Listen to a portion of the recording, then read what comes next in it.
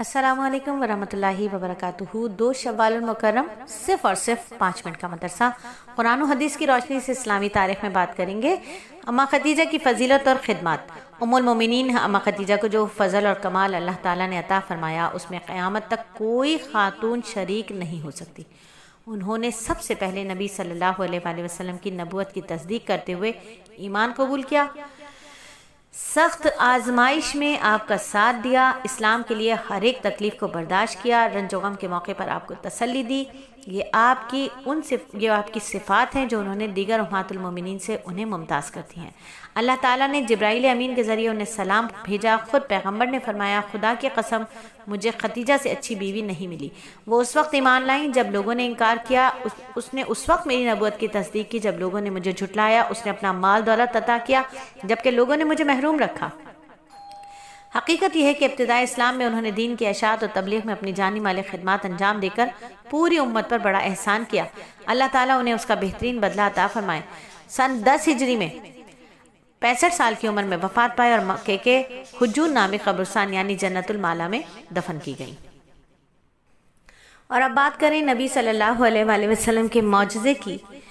हज़रत सुलेमान फ़ारसी एक यहूदी के ग़ुलाम थे, इस्लाम कबूल करना चाहते थे। जब उनके आका को ये बात मालूम हुई तो शर्त लगाई कि इतने खजूर के दरख्त लगाओ, उनकी देखभाल करो, जब वो फल देने लगे तब तुम आज़ाद हो। जब ये बात नबी सल्लल्लाहु अलैहि वसल्लम तक पहुंची तो आपने खुद अपने मुबारक हाथों से वो दरख्त लगाए जिसकी बरकत से वो दरख्त सिर्फ 1 साल की मुद्दत में फल देने लगे। हालांकि खजूर का दरख्त इतनी कम मुद्दत में फल नहीं देता। ये मेरे नबी का मौजज़ा था। और अब बात करें एक फ़र्ज़ के बारे में कि नमाज़ों का सही होना बहुत ज़रूरी है। नबी सल्लल्लाहु अलैहि वसल्लम ने फरमाया, क़यामत के दिन सबसे पहले नमाज का हिसाब होगा। अगर नमाज अच्छी हुई तो बाकी अमाल भी अच्छे होंगे, अगर नमाज ख़राब हुई तो बाकी अमाल भी ख़राब होंगे।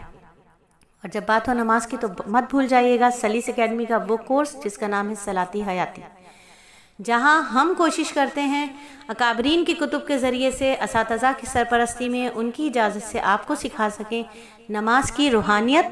और जिसमें सबसे पहला काम जो है वो है सही तजवीद के साथ नमाज को पढ़ना। नमाज में सही तजवीद के साथ कुरान को पढ़ना। और सही तजवीद के लिए सलीस एकेडमी का हल्का सलीस खुलासे तजवीद मत भूलिएगा, जहां हम आपको सिखाते हैं नूरानी कायदे के साथ कवायद व मखारिज, पर्सनल भी और ग्रुप्स में भी। बहुत ही कम हदिये के बुनियाद पर ये काम शुरू किया हुआ है। अल्लाह ताला इस काम को कबूल फरमाए। तालीम बालगान का प्रोग्राम है। बड़ी बड़ी ख़वातीन जिन्होंने 50 साल से नमाजें जो पढ़ रही हैं लेकिन तजवीद उनकी दुरुस्त नहीं है, तो बराए मेहरबानी एक मरतबा हमें अपनी सूरह फातिहा सुना दीजिए ताकि हम आपको बता सकें कि आपकी तजवीद में क्या कोताहियाँ हैं, क्या कमियाँ हैं।